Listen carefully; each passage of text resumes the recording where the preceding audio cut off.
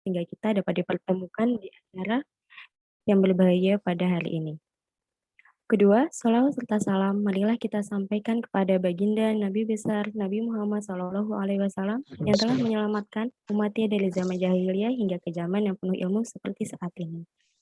Terima kasih kami ucapkan kepada seluruh hadirin yang telah menyempatkan waktunya untuk menghadiri acara ini. Kami ucapkan selamat datang di acara Kuliah Tamu Industri Kecil dan Menengah. Saya Herlian Awalia Setiadi selaku pembawa acara, izinkan saya membacakan susunan acara pada hari ini. Yang pertama, pembukaan. Kedua, pembacaan doa. Ketiga, sambutan. Keempat, acara inti. Dan yang terakhir, penutup. Memasuki acara yang pertama yaitu pembukaan. Marilah kita buka acara kita pada hari ini dengan membaca basmalah bersama-sama. Semoga acara kita pada hari ini diberi kelancaran hingga selesai nanti. Amin. Acara yang selanjutnya yaitu bacaan doa yang akan dibacakan oleh Saudara Sahrul Atta. Kepada Saudara Sahrul Atta, saya persilahkan.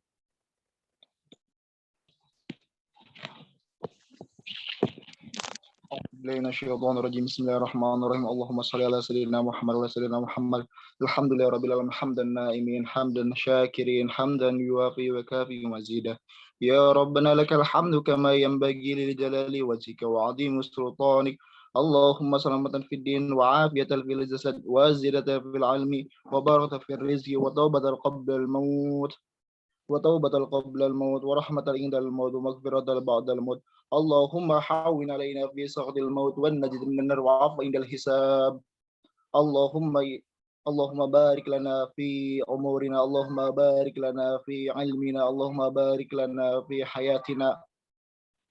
اللهم إن أسألك العفو والتقى والهدى والغنى. اللهم إنا نسألك العفو والتقى والهدى والعفو والغنى. يا مقلب القلوب يا مقلب القلوب ثبت قلوبنا على دينك. ثبت قلوبنا على دينك. ثبت قلوبنا على دينك. يا الله. اللهم ربنا آتنا في الدنيا حسنة وفي الآخرة حسنة وقنا عذاب النار. وصلى الله على سيدنا محمد النبي الأمي وعلى آله وصحبه وسلم. تقبله منا ومنكم. تقبل يا كريم والحمد لله رب العالمين. بركة الفاتحة. أعوذ بالله من الشيطان الرجيم. بسم الله الرحمن الرحيم. الحمد لله رب العالمين.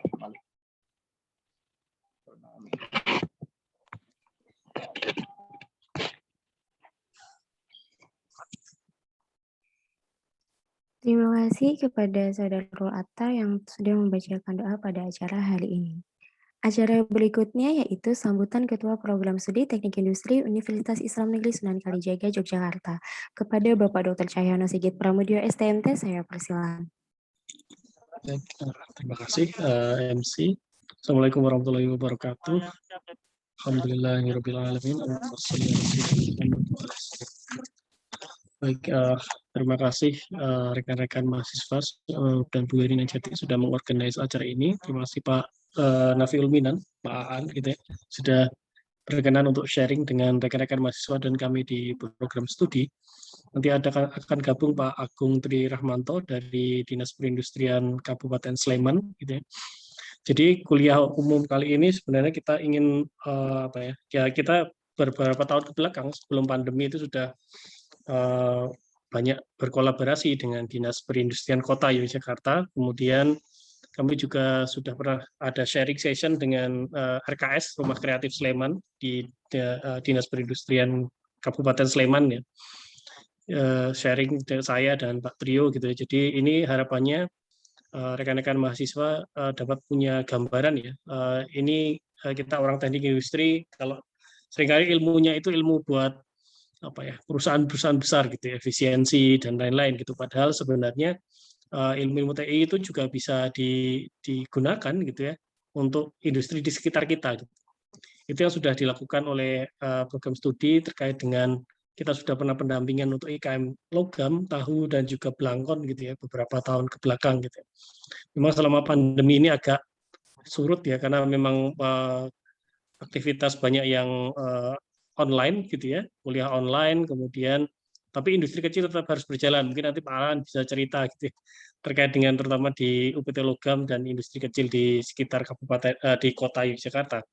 Pak Alan ini nanti akan menyampaikan gimana sih perkembangan industri gitu ya, termasuk UPT Logam juga berusaha mendorong perkembangan industri untuk berkolaborasi dengan industri-industri besar.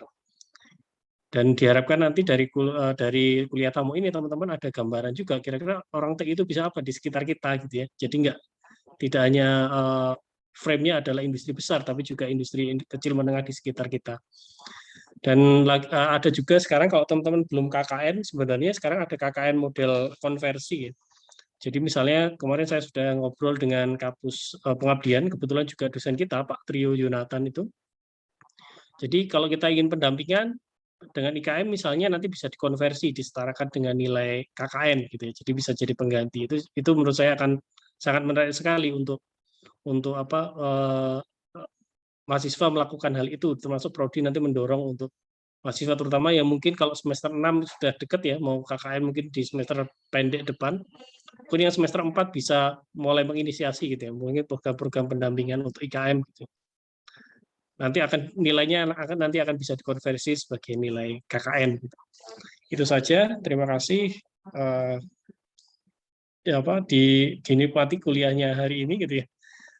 Tentang industri kecil dan menengah di sekitar UIN Sunan Kalijaga, pembicara dari Pak An yang dulu juga di dinas gitu ya, sekarang jadi kepala UPT Logam, jadi pasti banyak pengetahuan yang kita bisa dapat dari beliau. Kemudian nanti ada Pak Agung Tri Rahmanto yang belakangan beliau aktif mengelola Rumah Kreatif Sleman.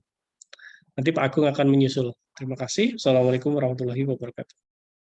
Waalaikumsalam warahmatullahi wabarakatuh. Terima kasih kepada Bapak Dr. Cahyono Sigit Pramudia STMT yang telah memberikan sambutannya. Memasuki acara berikutnya, yaitu acara yang kita tunggu-tunggu atau acara inti kita pada hari ini, yaitu penyampaian materi yang akan dipandu oleh moderator kita, Ibu Herlina Jati Paramawardhani, MSc, sekaligus dosen teknik industri, Universitas Islam Negeri Sunan Kalijaga, Yogyakarta. Kepada Ibu Herlina Jati, saya persilakan. Ya, terima kasih Mbak Lian. Baik Bapak Ibu, bismillahirrahmanirrahim. Assalamualaikum warahmatullahi wabarakatuh. Selamat pagi kepada seluruh mahasiswa teknik industri yang sudah bergabung pada kegiatan kuliah tamu di Industri Kecil dan Menengah Prodi Teknik Industri UIN Sunan Kalijaga.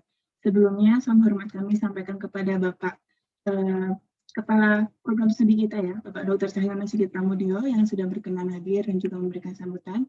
Kemudian kepada Bapak Nafiul Minan ST, selaku Kepala UPT Logam Kota Yogyakarta yang sudah berkenan menjadi narasumber pada kegiatan pada siang hari ini.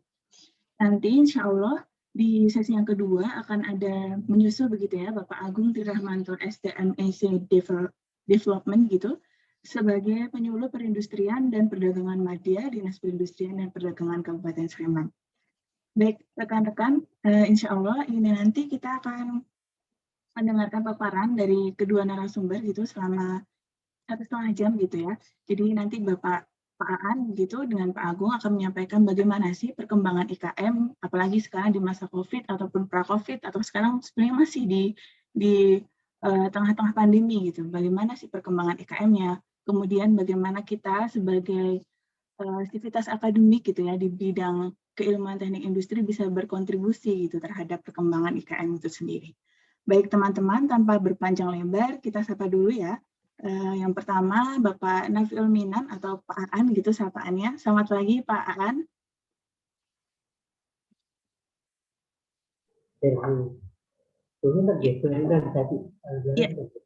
Ya Bapak. Sehat Pak Aan? Alhamdulillah. Jadi Pak Aan ini adalah Kepala UPT Logam Kota Yogyakarta, teman-teman. Jadi saya tuh dulu kenal Pak Aan itu waktu ikut Pak Jo gitu ya. Pak Jo kan sering ke UPT Logam, tuh saya ikut di belakangnya beliau gitu. Jadi sempat muter-muter di UPT Logam. Terus kemudian di UPT Logam tuh yang sekarang sedang ramai dibicarakan itu fitting lampu ya Pak, yang diekspor gitu sampai Jepang gitu ya. Jadi itu suatu kebanggaan bagi kita ya di Indonesia gitu memiliki produksi lokal yang kemudian bisa go internasional. Nah nanti mungkin Pak Aan bisa cerita bagaimana sih Pak perkembangan IKM yang ada di Kota Yogyakarta khususnya, kemudian apa sih kontribusi kita sebagai sivitas akademik di bidang teknik industri untuk bisa memajukan perkembangan IKM begitu di Yogyakarta. Baik Bapak, waktu dan tempat disilakan Bapak.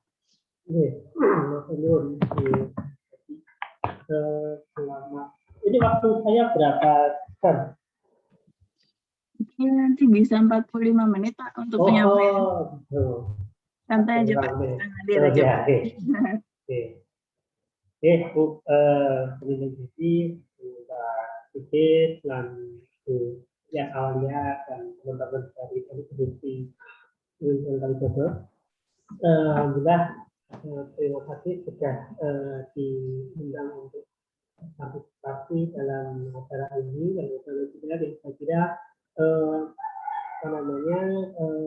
kami juga sangat terbantu.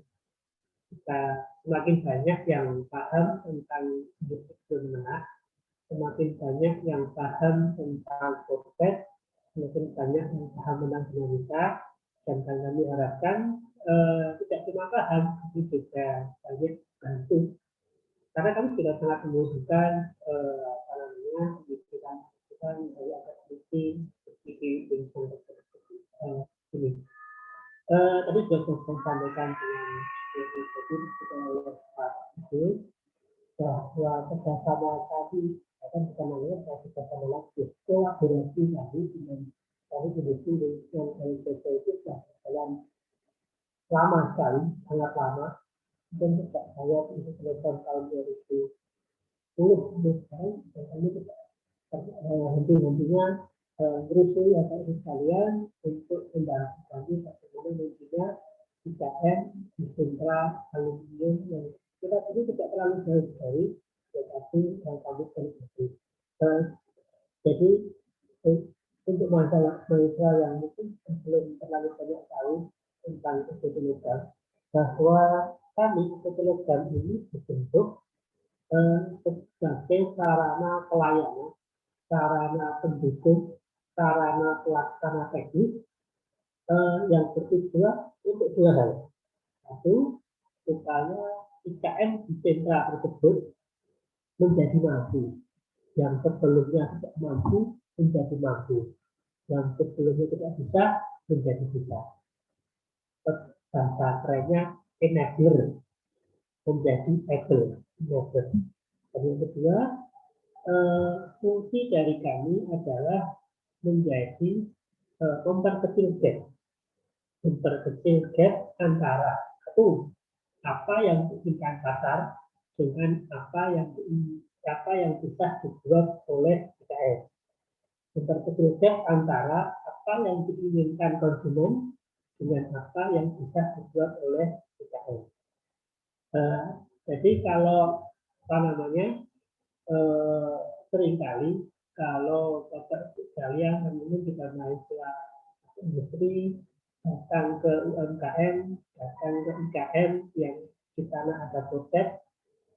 Kalau jenengan tanya apa masalahnya, seringkali masalahnya dijawab antara dua hal. Kalau nggak pemasaran, ya masalah modal. Gitu.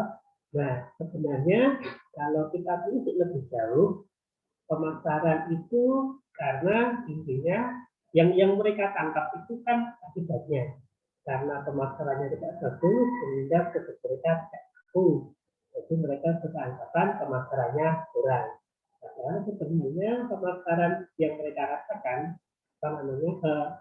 problem pemasaran yang mereka rasakan, mereka alami itu karena bisa jadi salah satunya adalah apa yang mereka buat itu tidak sesuai dengan apa yang diharapkan oleh konsumen. Apa yang mereka buat itu tidak pas dengan apa yang diharapkan konsumen, baik dari sisi kualitas, baik dari sisi harga, atau baik dari sisi kecepatan pemenuhan pada konsumen. Karena konsumen memang butuh sesuatu, butuh barang, berapa begitu. Jadi tapi karena IKN tidak mampu memenuhi dan mereka impor, mereka tulaan dari tempat lain, mereka beli dari tempat yang lain. Jadi sebenarnya bisa jadi problem pemasaran, problem tidak payunya untuk mereka, bukan karena pemasaran, tapi karena problem bahwa ada gap antara apa yang bisa mereka buat dengan apa yang diinginkan oleh konsumen. Karena untuk mereka berfungsi untuk salah satunya tadi. Jadi leveling the gap, memperkecil gap antara apa yang diinginkan pasar dengan apa yang dibuat konsumen. Nah, ini saya sampaikan bahwa dan itu bisa dari kualitas, bisa dari sisi proses dan seterusnya. Nah, kami cuma mensoroti sementara ini hanya dari sisi teknologi. Jadi kami kan kebetulan IKM yang kami bina itu IKM aluminium, sehingga kami melengkapi diri dengan berbagai peralatan teknologi supaya barang-barang yang sekiranya dibutuhkan oleh pasar itu bisa dibuat oleh UKM dengan support teknologi dari kami. Sehingga kami melengkapi diri dengan berbagai mesin CNC, berbagai mesin produksi baik CNC milling, CNC pupuk, kemudian sekarang ada mesin injeksi, supaya IKM bisa membuat sesuatu yang bisa diterima oleh pasar. Nah, tadi disinggung oleh Ibu Herina Jadi dan Pak Sigit bisa berkali membantu sangat. Kemarin juga mahasiswa dimateri oleh Pak Su juga sangat membantu kami untuk mengoptimalkan bersama dengan Panasonic. Meskipun sebenarnya tidak secara langsung ya. Jadi sebenarnya Panasonic itu tidak secara langsung pulaan produk ke kami. Jadi ada perantaranya yaitu PT YPTI. Meskipun YPTI juga tidak tidak banyak berperan dalam prosesnya, tapi tanpa YPTI kegiatan itu tidak mungkin berjalan. Jadi YPTI itu dan saya kira ini juga suatu hal yang mungkin juga satu saat nanti bisa dilakukan dari YPTI. Jadi gini, peran YPTI ini sebagai penggaransi, garantor, menggaransi. Jadi YPTI memperkenalkan kami ke Panasonic. Panasonic datang memperkenalkan ke Panasonic, kemudian Panasonic datang ke Telegram untuk melihat, Pak, ini mereka punya prospek, mereka punya proses, silahkan kalau mau mendukung kerjasamanya. Tentu saja sebagai orang, sebagai perusahaan besar global, Panasonic tidak mungkin percaya, masa iya sih perusahaan seperti ini di tengah kampung, pinggir kali, bisa tempat sampah, tengah kampung seperti ini, bisa memproses sesuatu yang standar kualitas global dan kualitas bank. Nah, maksudnya YPTI berperan di sini. Saya yang menggaransi, Pak. Saya yang menggaransi bahwa proses mereka nanti bisa diterima oleh ini. Jadi peran YPTI itu tidak dalam proses, mereka cuma menggaransi saja. Bahkan kalau meminjam bahasanya teman-teman dari TB itu, jadi YPTI itu menyediakan lehernya untuk dipotong kalau ternyata yang mereka garansi itu gagal. Dan ternyata dari garansi mereka kan bisa seperti ini. Memang di awal-awal pasti ada kesalahan, ada cacat dan seterusnya. Tapi semakin lama kan semakin sedikit dibantu dengan Pak juga di kawan-kawan kami kita melakukan perbaikan di kualitas testing dan seterusnya. Tapi intinya kami menggarisbawahi kami untuk orang-orang seperti YPTI ini yang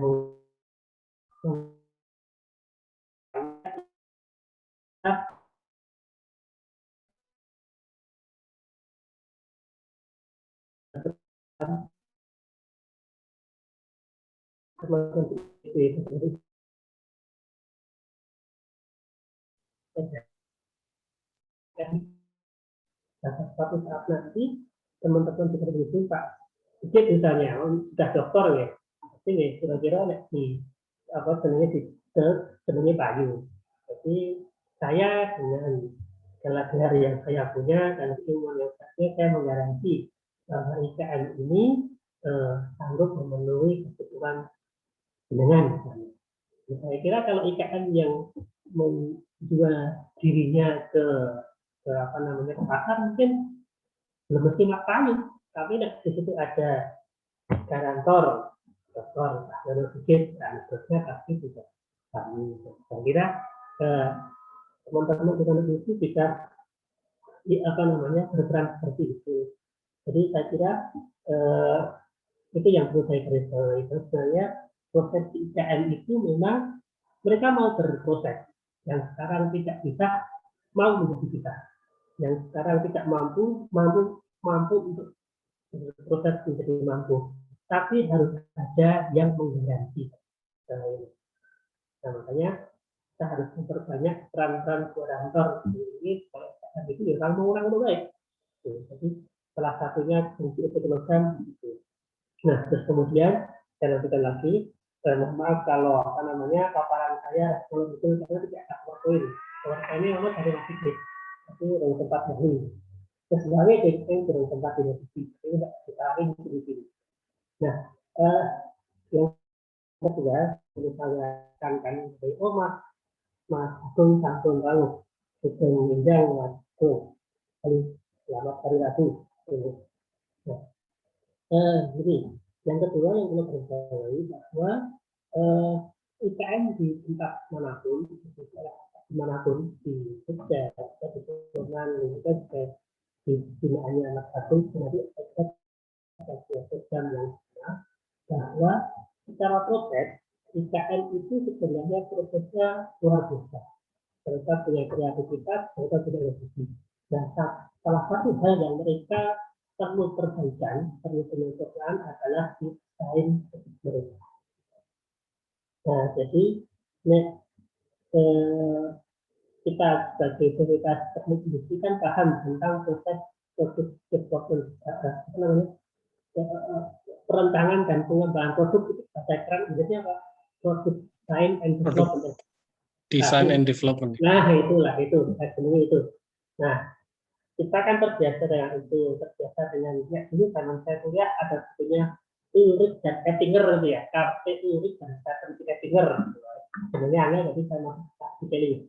Nah, kita terbiasa dengan metode step-stepnya. Pertama kita menentukan identifying consumer needs, ya, terus kemudian generating alternatif, kemudian menyempitkan alternatif itu. Hal itu tidak dipahami oleh IKN. Jadi IKN ini waktunya ketika kemudian mereka merancang dan mengembangkan produk baru itu pokoknya cukup energi. Karena kalau sepatu wajan ya, yang wajan itu dia kupingnya loro, kayak digawe tiga kotak. Mereka perspektif mereka inovasi itu dari apa yang mampu mereka buat, dari perspektif maker, bukan dari perspektif konsumen. Jadi ketika kemudian produk itu launching ke pasaran, ya pasti nggak ada yang laku dijual. Produknya jelek, estetika jelek, mungkin fungsinya juga tidak bagus. Tapi yang jelas itu merupakan pembeda dari apa yang mereka buat sebelumnya. Dan saya kira ini adalah perspektif yang salah. Makanya kami perlu banyak bantuan dari teman-teman dari itu yang paham tentang teknologi tantangan dan pengembangan produk ini untuk mendunungkan proses ini kepada masyarakat, kepada IKN. Mereka itu tidak tahu bahwa mereka seperti tidak sadar bahwa yang jual produk, yang membeli produk mereka itu konsumen. Jadi sebenarnya sebaik-baiknya proses perancangan dan pengembangan produk itu asal-muasalnya dari kebutuhan konsumen. Tapi mereka juga karena saking lemahnya tidak punya akses ke konsumen. Akses mereka kepada bakul. Jadi mereka nggak tahu konsumen jenis itu apa. Yang mereka tahu bakul itu jalur apa. Tapi dia nggak tahu konsumen itu dan itu inovasi yang mana. Maka kita pernah berapa kali kita tanya dengan beberapa mata yang mengatakan mereka untuk minta data kira-kira di profil itu produksi padi itu contohnya apa? Nah itu dari itu disebut dari data mining terusnya kira-kira yang tren itu nantinya 2 tahun itu proses wajan yang seperti apa itu saya untuk untuk proses desain teknologinya. Dan yang ketiga bahwa IKN itu juga punya permasalahan selain di metodologi tadi, juga permasalahan karena mereka setiap hari bekerja dengan proses, jadi mereka tidak paham tentang estetika. Jadi estetika desain mereka tuh jelek, sekarang seperti itu gampangnya. Jadi jelek. Dan di sisi lain kita juga ini juga memiliki anugerah, karena kita punya banyak institusi beli, ada ISI, ada UNY dan seterusnya, dan mereka orang-orang ini itu mereka punya kreativitas estetika yang luar biasa. Kalau suruh merancang mungkin dalam satu malam mereka punya rancangan, tapi rancangan mereka tidak bisa dimanufaktur. Jadi ada dua hal ya, ada IKM yang tahu proses manufaktur, yang ngerti seni, punya artisan yang itu yang desain bagus, tapi banyak yang tidak bisa dimanufaktur, sehingga kita perlu mendekatkan dua entitas ini. Nah, UPT Logam ini ke depan kita harapkan akan menjadi melting point, menjadi tempat berkawannya antara desainer dengan maker, tempat berkawannya artisan dengan IKM, sehingga di situ mereka bisa saling berkomunikasi, berkolaborasi, produknya bagus, desain bagus, dan bisa dimanufaktur. Nah, makanya peran UPT yang berada di tengah-tengah sentra IKM ini menjadi luar biasa bermanfaat kalau proses itu bisa berlangsung. Jadi sebenarnya yang kita butuhkan itu cuma sekedar ketemu, ngobrol antara desainer dengan maker. Dan sebenarnya maker itu sudah desainer betul Mbak. Murah itu aku bikin tembok itu. Hasilnya yang sederhana seperti itu. Yang sederhana itu perlu ada yang menjembatani, perlu ada yang menyiapkan infrastrukturnya, ada yang menyiapkan tempatnya, dan itu kan ke depan menyiapkan diri untuk menjadi proses itu. Dan ke depan Sigit dan kawan-kawan, kami juga kebetulan akan kami bangun sedemikian rupa sehingga proses melting point itu bisa berada di program. Jadi kami harapkan tidak cuma artisan yang mendekat ke program, tetapi itu juga dengan katalis teman-teman akademisi.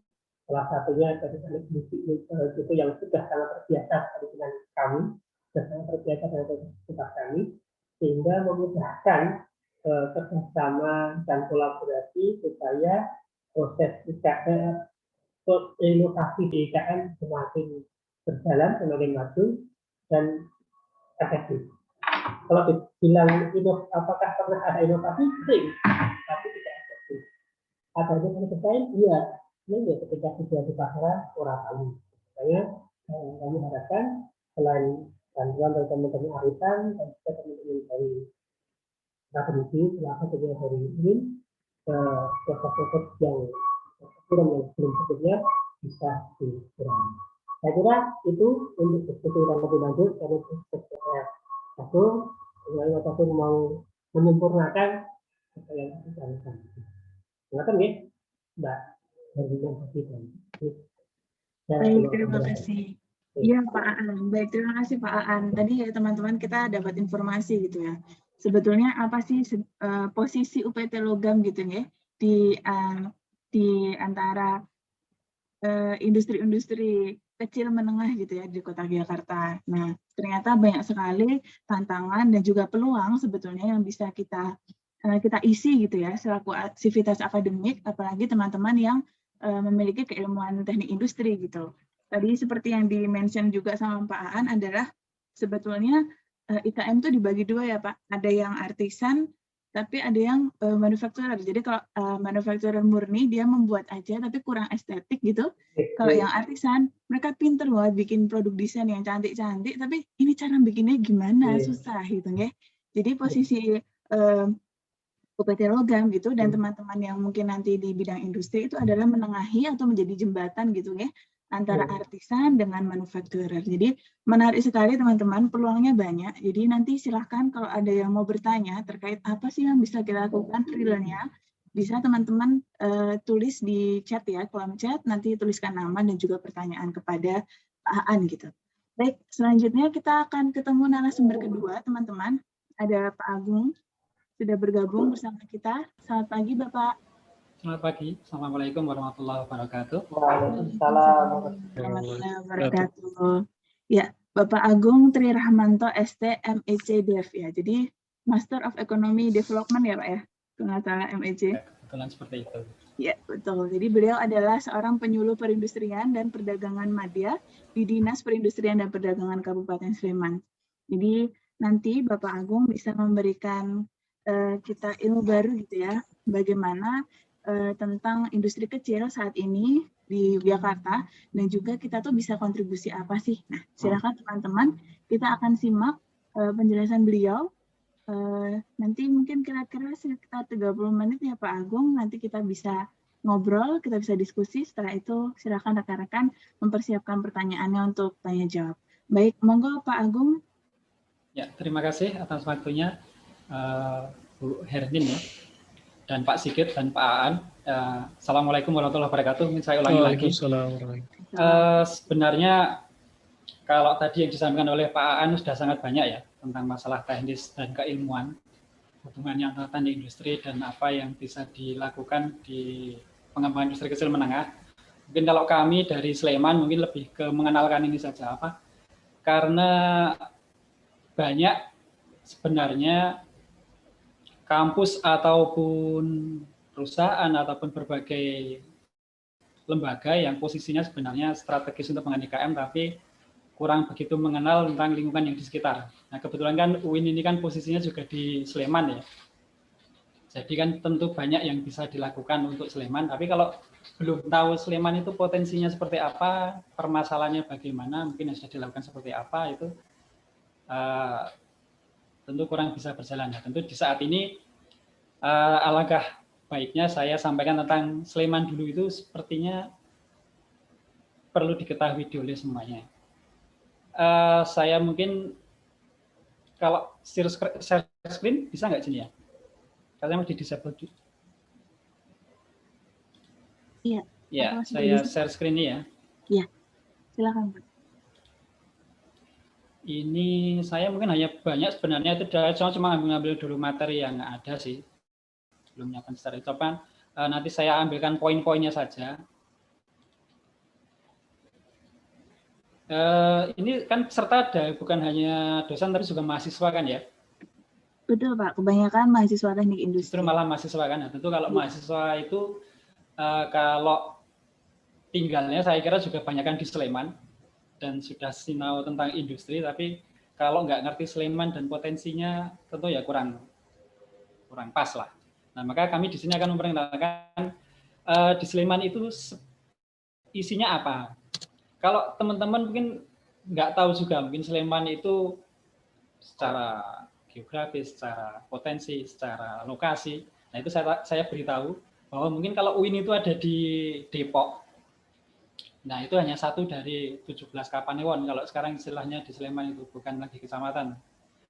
Dan dari 17 Kapanewon itu dan 86 kelurahan dan 1.200 padukuhan itu potensinya macam-macam untuk IKM-nya.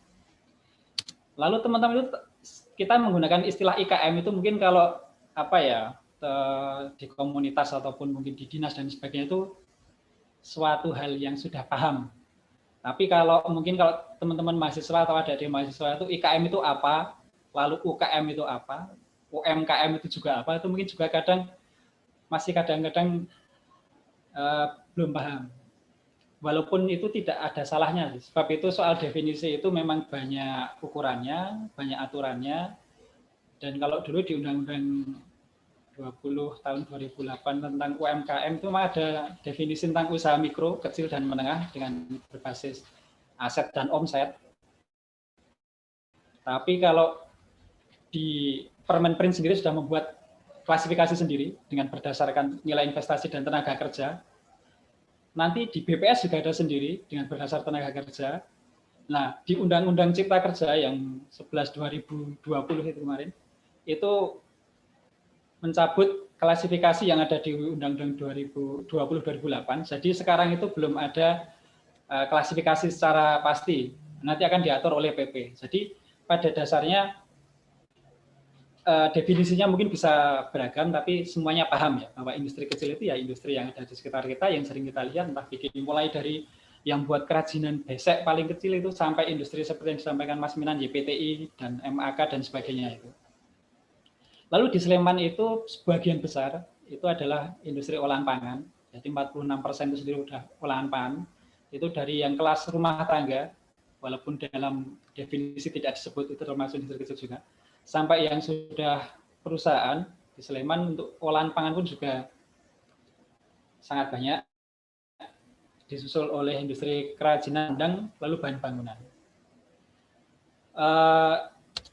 Dan olahannya itu sangat beragam, mulai dari yang olahan yang sudah sangat kita kenal di Sleman itu mungkin kalau yang sering ke Kaliurang ya ada jadah tempe, itu juga ada sentranya sendiri. Kalau yang khas Jogja juga ada ayam goreng kalasan, itu juga ada sentranya. Kalau bakpia juga ada sentra sendiri di Sleman, bakpia Mino, jadi bukan hanya kota yang punya sentra bakpia. Sentra tahu juga ada di berbagai tempat, saya kira juga sama. Kemudian juga olahan-olahan dari turunan salak, jamur, dan itu juga di Sleman cukup berkembang. Jadi kalau untuk industri olahan pangan dan turunannya di Sleman sudah cukup banyak melakukan inovasi ataupun komersialisasi dari produk, misalnya dari salak itu hingga dari semua bagiannya untuk bisa dibuat jadi produk turunan. Kemudian ya kalau industri kerajinan yang paling menonjol di Sleman itu adalah anyaman bambu sebenarnya. Itu yang paling banyak secara jumlah dan bisa menembus pasar. Itu saya memberikan gambaran ini agar teman-teman itu tahu bahwa gambaran yang kita bicarakan IKM seperti apa. Kalau di kampus mungkin manufaktur ya, dengan berbagai sistem, dengan berbagai yang cukup rumit sekali mungkin kalau dengan lini produksi, perencanaan dan sebagainya. Sedangkan kalau di lapangan seperti kami, itu yang kami temui setiap hari ya IKM yang levelnya mungkin sangat ya rumah tangga sebenarnya. Tapi itu justru yang paling banyak jumlahnya dan ya memang permasalahannya real di lapangan. Nah ini yang mungkin mulai bikin dari basic sampai yang sudah produk ekspor itu berkembang di daerah Sleman Barat. Yang bikin anyaman seperti ini juga cukup banyak. Dan sepertinya ini hal yang biasa mungkin ditemui oleh teman-teman. Tapi ternyata ini potensi di Sleman yang mungkin di daerah lain itu tidak sebanyak Sleman berkembangnya. Kalau bambu itu menjadi salah satu produk unggulan Sleman karena mulai dari hulu, ketika mulai penanaman di daerah Cangkringan, kemudian hingga produk turunannya itu cukup bervariasi. Dari anyaman, tadi yang kami sampaikan berbagai bentuk anyaman, kemudian produk yang untuk tirai bambu, mulai anyaman yang untuk atap, mebel, mulai dari yang mebel lincak ya kalau dulu, sampai sekarang yang mebel laminasi itu berkembang dengan baik. Kemudian juga tenaga ahli untuk konstruksi itu juga cukup banyak. Jadi maksudnya walaupun mereka masih menjadi tenaga ya, tapi sudah banyak bermitra dengan arsitek-arsitek untuk membangun konstruksi bambu di dalam maupun luar negeri bahkan. Kemudian kalau kerajinan lain memang di Sleman sangat bervariasi, mulai dari yang Cor Kuningan masih klasik ya, kalau mungkin saya hanya memamerkan potensi dulu untuk permasalahan dan pengembangan nanti ya. Dari dulu sampai sekarang ya masih eksis seperti ini, membuat kelinting, membuat genta. Kemudian ya kalau sudah mulai banyak berkembang ya serat alam ini mulai dari yang serat alam mulai dianyam, dipilin, ditenun. Kemudian kalau yang kerajinan kayu juga sudah mulai banyak berkembang, bukan hanya untuk interior tapi sudah untuk fashion. Industri sandangnya juga kalau yang ATBM, alat tenun bukan mesin juga masih eksis dengan berbagai pengembangannya. Kemudian kalau batik, memang batik itu sebenarnya tidak ada sejarah di Sleman sebagai pengembang industri batik ya. Tapi mulai tahun 2012 sebenarnya sudah cukup terlambat juga. Kalau daerah lain, Kulon Progo, Gunung Kidul itu sudah punya motif khas sendiri. Di Sleman itu baru dimulai di tahun 2012 dengan motif Sinom Parisodo Salak ini hasil lomba. Tapi karena ini masih baru semua, jadi mulai tahun 2012 sampai sekarang itu terus dilakukan penumbuhan dan pengembangan. Itu akibatnya malah lembaganya itu jadi lebih kuat dan diakui oleh daerah lain. Maksudnya ada asosiasi, ada kelompok, ada paguyuban, itu justru karena sama-sama baru mulai, itu jadi malah lebih enak dalam pembinaan dan juga pengembangannya. Mungkin kalau Bantul itu yang sudah punya sejarah panjang mulai dari Imogiri, kemudian kalau di Kulon Progo itu yang ada di Lendah, kalau Gunung Kidul juga ada, itu relatif mereka punya ego yang agak besar dibandingkan dengan pemain-pemain yang baru, yang kecil-kecil itu. Jadi ketika disatukan itu susah. Nah itulah akibatnya Sleman itu walaupun baru, Tapi kalau misalnya di provinsi itu ya cukup diandalkan maksudnya untuk pengrajin-pengrajinnya itu dalam kelembagaan. Kemudian yang cukup berkembang juga ekoprint. Kalau sekarang kan mungkin sebenarnya sudah beberapa tahun yang lalu untuk penggunaan penggunaan motif dari daun-daunan dan tumbuhan ini di dalam kain atau tekstil. Sekarang pun sudah cukup berkembang ke produk yang lain.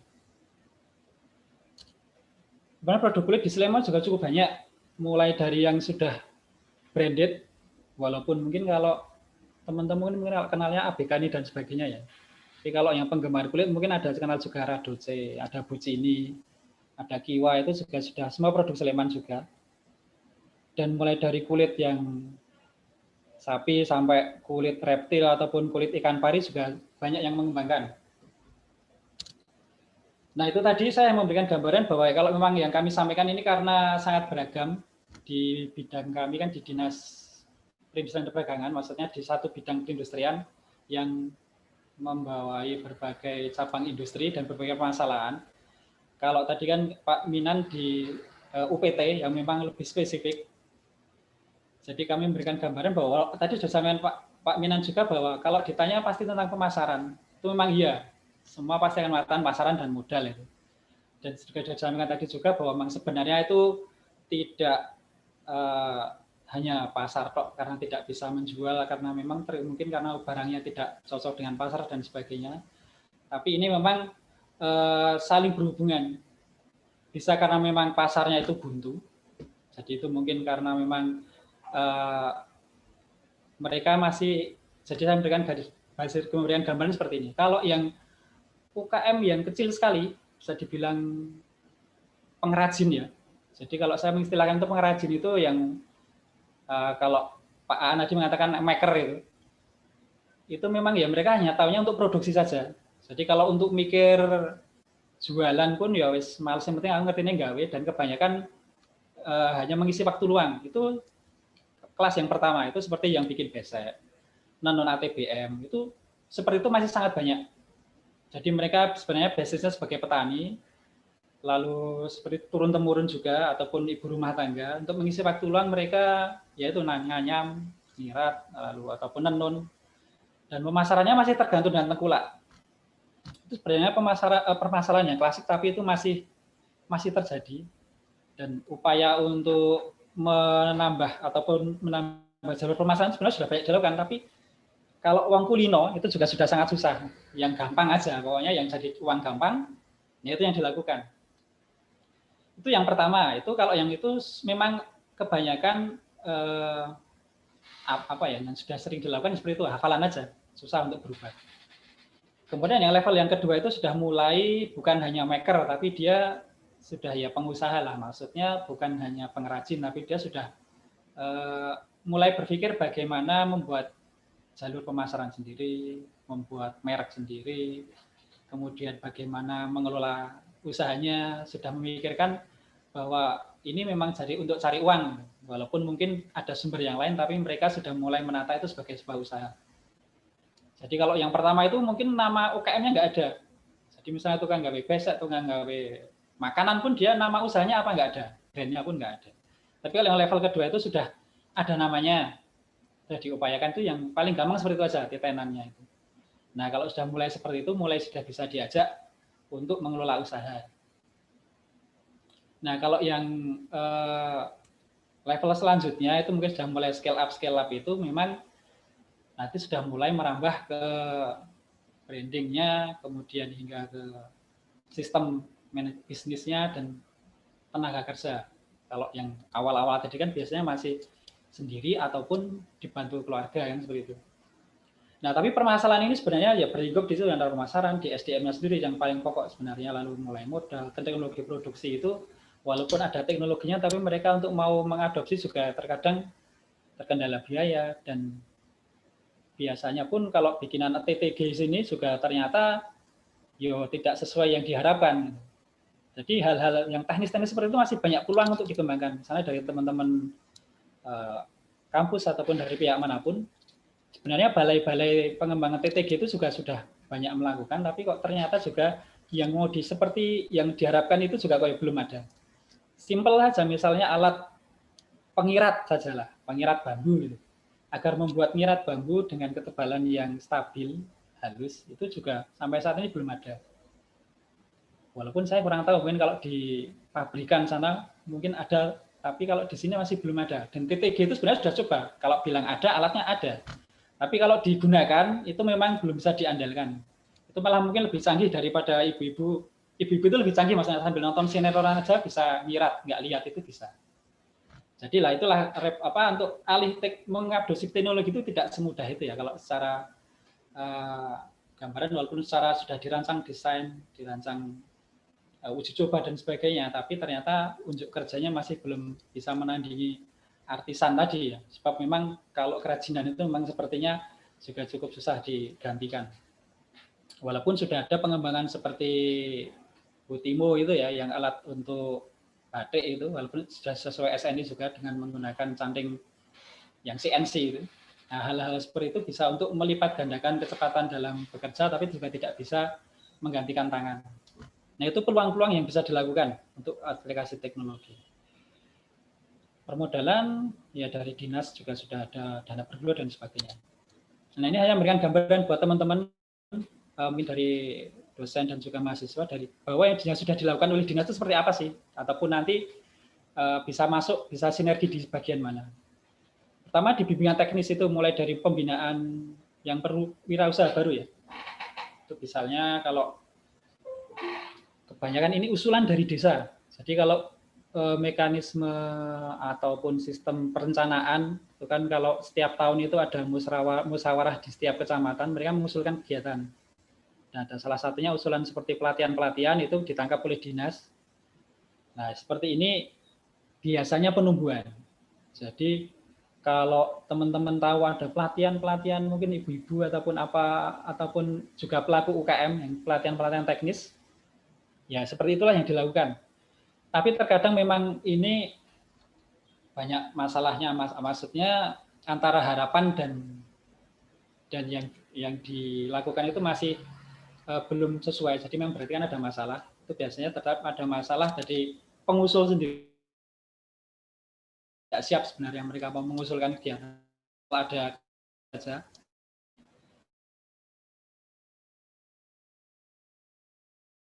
Kaplat.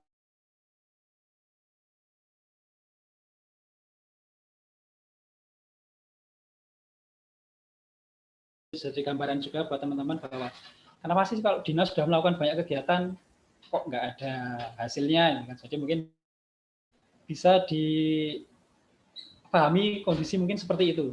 Nah mungkin jadi besok kalau dari akademik dan pihak lain juga mau melakukan pembinaan. Kalau pengembangan pemasaran untuk masalah galeri dan sebagainya di Sleman juga sudah disediakan pameran-pameran, kemudian pengembangan sentra itu berbasis sentra yang kami katakan tadi kan sentra istilahnya ya, sentra dengan berbagai produknya juga sudah dilakukan mulai dari kelembagaan hingga pengembangan produk ya dan segala macam yang cukup bagus bisa mengurai itu yang genteng itu sebagai salah satu contoh. Kalau sentra itu kan biasanya tetap ada ini ya persaingan harga biasanya dari UKM sendiri. Jadi kalau misalnya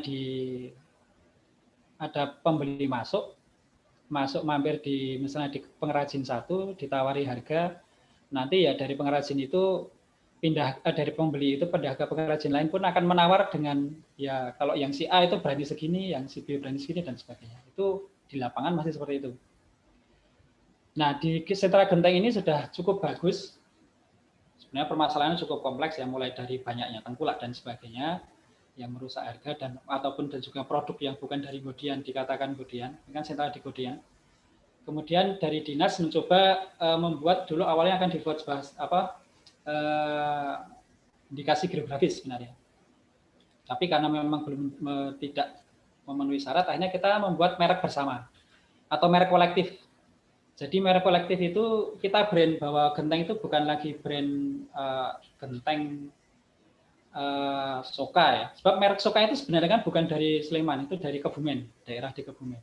Tapi karena terlanjur digunakan, nah itu kan jadinya taunya ya mereknya Soka. Nah maka kita mengangkat brand Genteng Godian.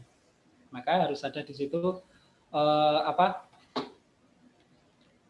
penggunaan kata Godian di situ di dalam produknya, kemudian juga di inventarisir, jadi ada runutnya kalau dengan nomor sekian itu produksinya siapa, dan semuanya tergabung dalam asosiasi, dan itu ada SOP-nya bahwa kalau yang menggunakan genteng Godian, yang menggunakan cetakan seperti ini itu campurannya bagaimana, gilingnya berapa kali, kemudian pembakarannya seperti apa, jadi standarnya itu bisa disamakan. Nah itu perlu proses dan ini tidak bisa cukup bagus, maksudnya karena secara jumlah pengrajin itu cukup banyak di Godian itu, mulai dari wilayah Berjo mulai sampai utara, kemudian di Seigan juga ada, di Sidoagung juga ada. Jadi alhamdulillah sudah bisa merangkul semuanya. Itu kerjasama juga dengan kampus sebenarnya. Nah, dulu dengan Fakultas Hukum UII. Nah, jadi ini salah satu bentuk sinergi yang sangat baik antara kampus dan pemerintahan dengan bisnis ya. APG-nya jalan. Kemudian pengembangan sebuah perusahaan, pengembangan produk, juga pengenalan untuk standarisasi, sertifikasi, kemudian pengembangan produk, itu semua dilakukan. Organisasi, pembuatan asosiasi, pengukuhan, dan sebagainya. Saya waktunya masih berapa menit ya? Masih ada 15 menit, Pak Agung. 15 menit ya, oke. Nah, itu kan yang biasanya kami lakukan. Nah, kemudian untuk kondisi-kondisi yang sekarang ini, maksudnya biar teman-teman juga semua tahu, Bapak Ibu semua juga tahu, karena pandemi ini, kemudian perlu dilakukan suatu banyak hal yang perlu dilakukan yang berbeda dari yang biasa dilakukan. Nah, sebenarnya tagline itu di kampanye-kampanye menggunakan produk dalam negeri ataupun produk lain itu sudah sering dilakukan. Cuman dan Sleman sebenarnya cukup tertinggal sebenarnya. Kalau dulu bila beli Kulon Progo sudah ada. Maka kami Sleman menggunakan borong bareng. Cuma memang kami memanfaatkan momennya di pandemi ini. Dan kami mendukungnya berkaitan dengan Bangga Buatan Indonesia atau BBI, yang juga sekarang baru digagalkan oleh Pak Jokowi lagi.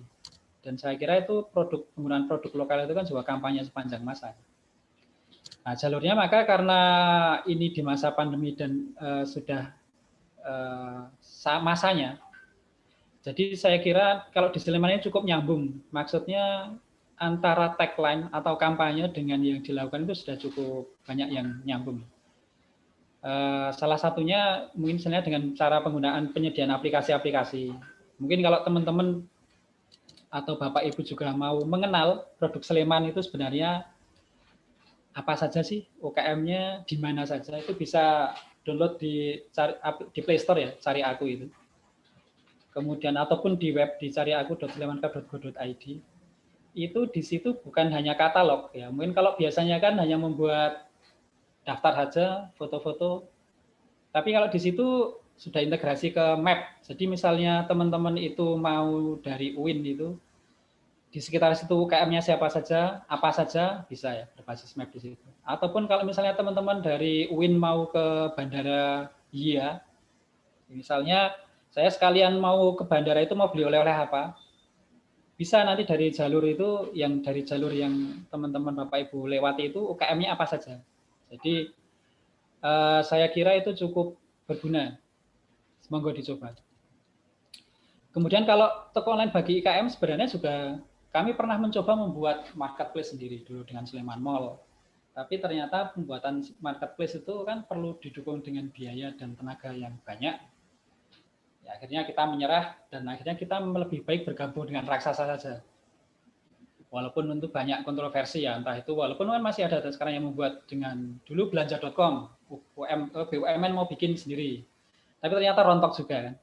Ya lebih baik kan kita memanfaatkan saja. Maka kita membuat laris ini dengan memanfaatkan 4 marketplace itu untuk membantu jualan teman-teman IKM. Kemudian mencoba membuat agregator reseller seperti Evermost ya kalau sistem yang punya Bosman kalau nggak salah itu. Nah, itu ini laris ini juga kita coba buat walaupun ini masih dalam rintisan. Kemudian virtual expo juga sekarang masanya. Kalau mau nyoba juga bisa di slemanexpo.com, mungkin bisa dicoba jenengan Bapak Ibu semua kalau mau tahu juga. Ini sebenarnya lebih ke tur galeri ke IKM dan tur galeri ke galerinya Sleman. Nah, kemudian untuk mendukung borong bareng tadi sebenarnya kita sudah bikin promo-promo dan sebagainya. Ya, alhamdulillah walaupun cuma galeri di kantor. Jadi kalau teman-teman Bapak Ibu ke kantor Perindak itu memang tidak seperti kantor biasa ya. Begitu masuk itu memang tidak langsung ketemu dengan meja resepsionis dan meja kerja ataupun ruangan kerja, tapi langsung masuk ke galeri. Dan di situ sebenarnya lebih mengandalkan ke tamu-tamu. Sebab ternyata ya walaupun kami sudah berupaya mensosialisasikan, tapi karena lokasi di kantor itu mungkin kesannya bagaimana ini. Tapi ternyata kok ya omsetnya cukup baik. Jadi 400 juta itu dalam waktu ketika normal. Ketika kemarin pandemi pun kita bikin great sale itu di Ramadan itu cuma 2 minggu atau berapa 2 minggu ya. Itu pun bisa tembus 100 juta. Itu karena yang memang sebenarnya dorongan ataupun belanja pemerintah ataupun kebijakan untuk produk lokal itu ya cukup efektif, terbukti seperti itu ya. Kalau misalnya ada edaran untuk menggunakan produk lokal itu ya belanjanya cukup banyak. Seperti batik great sale dan sebagainya, kita mengupayakan seperti itu untuk mendukung. Kemudian melalui kebijakan juga ada kewajiban memakai batik, kewajiban memakai produk lokal, itu cukup signifikan juga hasilnya. Jadi memang terbukti bahwa kebijakan itu apalagi yang berhubungan dengan pemerintah itu cukup efektif ya. Ini sebenarnya saya ada Rumah Kreatif Sleman, itu salah satu unit layanan dari Dinas Perindak yang relatif baru dari 2017. Ini sebenarnya ada banyak paparan gini, tapi kalau misalnya lebih enak nonton video ya sebenarnya kita play video saja ya.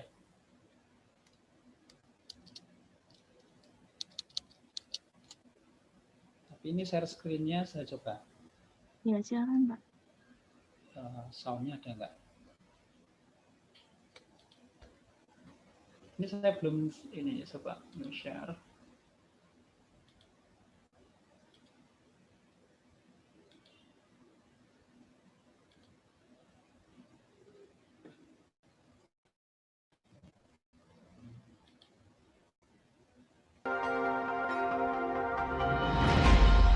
Kedengeran nggak di suaranya ya?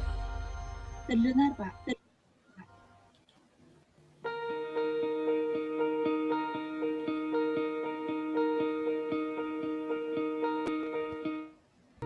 Adalah kabupaten yang menjadi bagian dari daerah istimewa Yogyakarta. Memiliki letak yang strategis sebagai pusat kegiatan pendidikan, bisnis, wisata, dan budaya. Diberkahi dengan keindahan alam yang tak ternilai harganya, serta hasil bumi yang melimpah, menjadikan Kabupaten Sleman sebagai tujuan wisata alam, kuliner, dan kerajinan.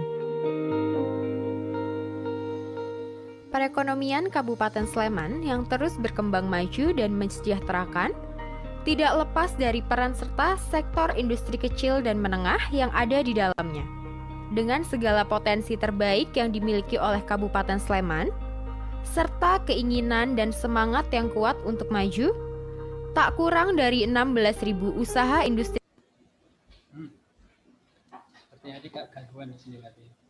kecil membentuk ekosistem baru yang mampu menyerap lebih dari 30.000 tenaga kerja. Di dalamnya, terdapat industri pangan yang mendominasi hingga 80%, disusul industri sandang, kerajinan, dan industri kimia bahan bangunan.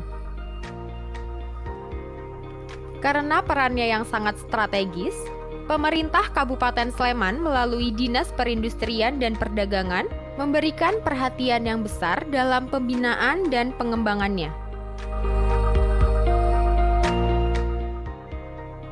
Salah satu unit layanan andalan Dinas Perindustrian dan Perdagangan Kabupaten Sleman adalah Rumah Kreatif Sleman. Rumah Kreatif Sleman berada di gedung kantor Dinas Perindustrian dan Perdagangan Kabupaten Sleman, lantai 1, Jalan Parasamya, Beran, Tridadi, Sleman. Berdiri sejak tahun 2017, hasil sinergi antara pemerintah Kabupaten Sleman dengan Bank BNI sebagai BUMN. Rumah Kreatif Sleman bertujuan meningkatkan kapasitas pelaku industri kecil dan menengah untuk berkembang dan bersaing di era global. Rumah Kreatif Sleman merupakan rumah bersama untuk berkumpul, belajar, dan membina para pelaku industri kecil dan menengah untuk menjawab tantangan industri kecil dan menengah dalam hal peningkatan kompetensi, peningkatan akses pemasaran, dan manajemen usaha.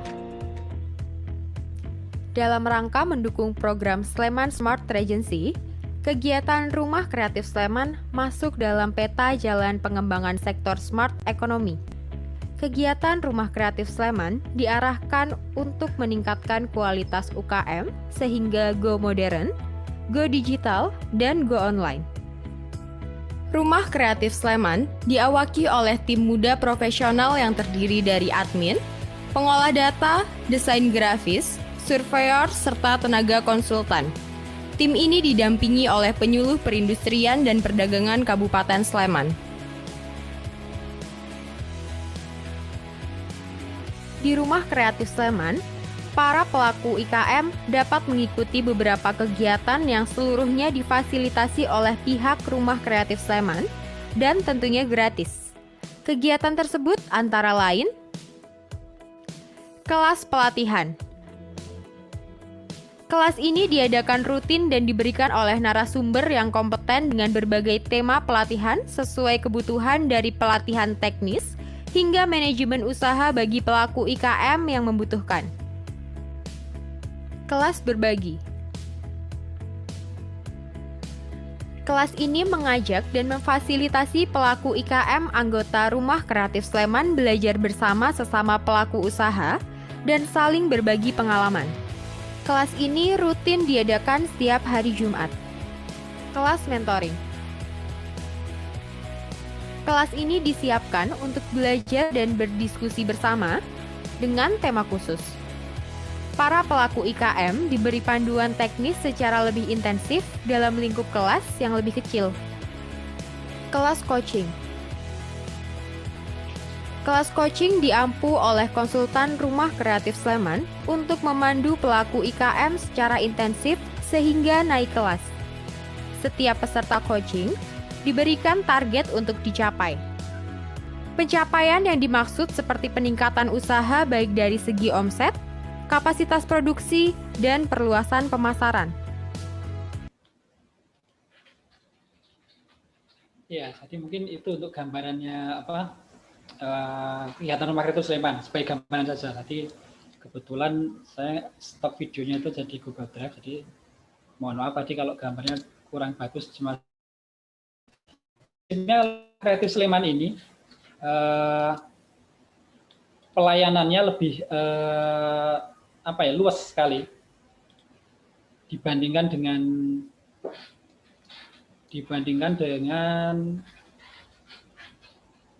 kalau yang pelatihan dari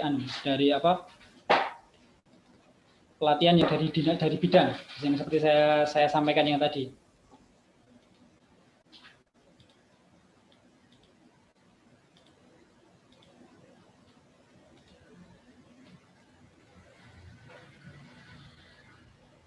Halo, ini masih ada nggak? Masih nyambung nggak? Gini.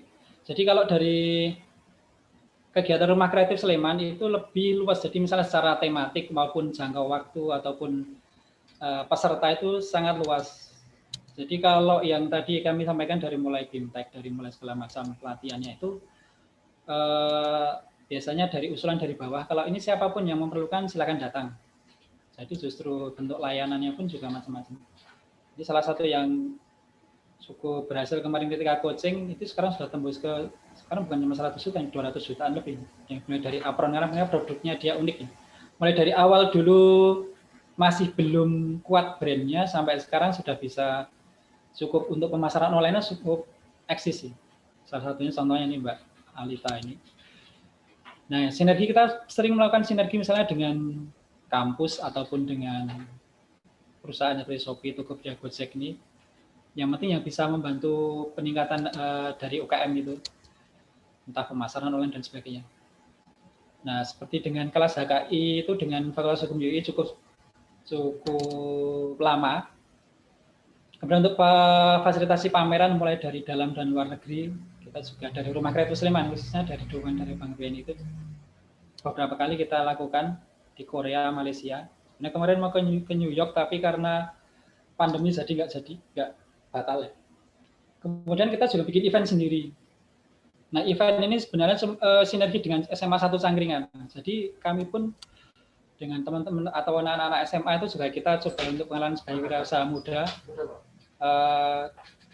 Jadi mereka ada program untuk kewirausahaan. Mulai dari sejak mereka membuat ide produk hingga mereka uji produk di pameran itu kita dampingi dengan RKS. Kemudian yang kedua itu dengan Unrio, Universitas Respati Jogja. Kayaknya dikecilin aja. Jadi ya kita bersinergi dengan banyak pihak. Kemudian juga ada Visit Factory buat teman-teman biar saling berkunjung. Kegiatan nyantai gini juga. Kemudian dulu ada event saudagar muda juga untuk anak-anak SMA. Kemudian layanan desain dan digitalisasi seperti ini. Kemudian kita juga mencoba untuk meningkatkan pemasaran, mengenalkan produk UKM di Sleman, karena sekarang zamannya influencer ya. Kita coba juga pendekatan ke influencer. Monggo silakan buat teman-teman semua, Bapak Ibu, Mas-mas, Mbak-mbak untuk follow di IG kami ya nanti, RKS_Rumah Kreatif Sleman. Monggo dicari saja dan juga di FB dan di YouTube.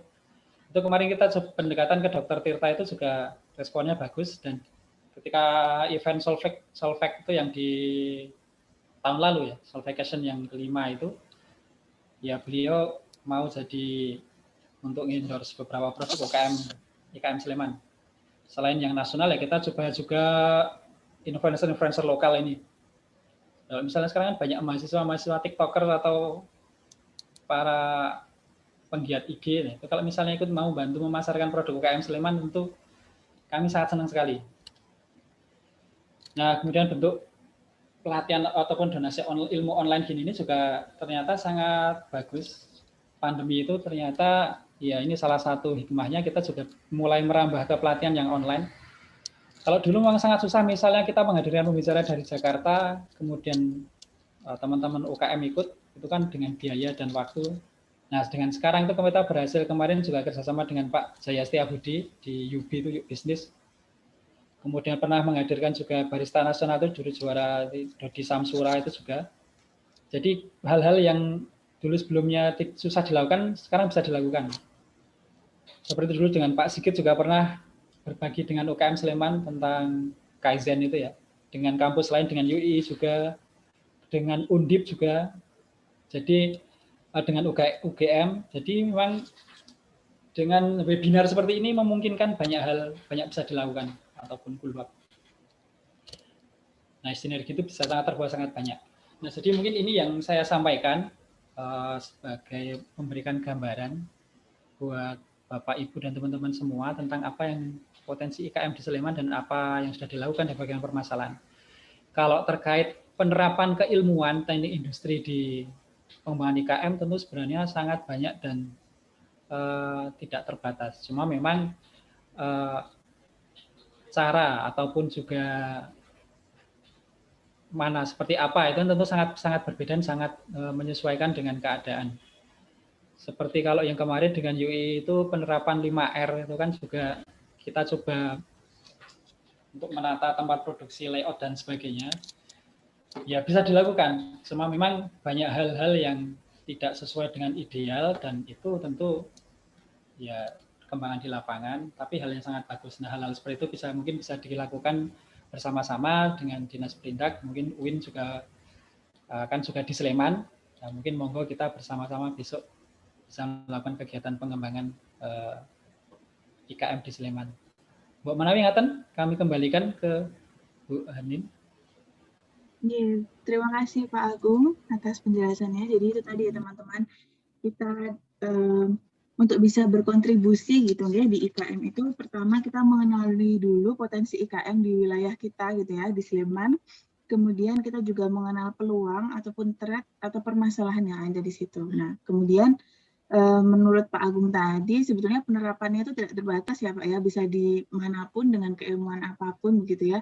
Cuma memang tidak bisa, kadang-kadang kan kalau mahasiswa itu ideal sekali ya Pak, jadi teorinya apa, kemudian ketika diimplementasikan mungkin berbeda. Nah mungkin nih teman-teman terkait dengan implementasi penerapan kontribusi kita gitu, mungkin ada yang mau bertanya, disilahkan ya, bisa nanti kita interaktif saja, teman-teman langsung unmute, atau teman-teman nanti bisa tuliskan di chat gitu untuk diskusi. Jadi insya Allah nanti selama kurang lebih 30 menit ya, kita ada Q&A ataupun sesi diskusi dengan Pak Aan dan juga Pak Agung selaku narasumber kita. Baik, apakah ada pertanyaan dari rekan-rekan mahasiswa sekalian? Disilakan.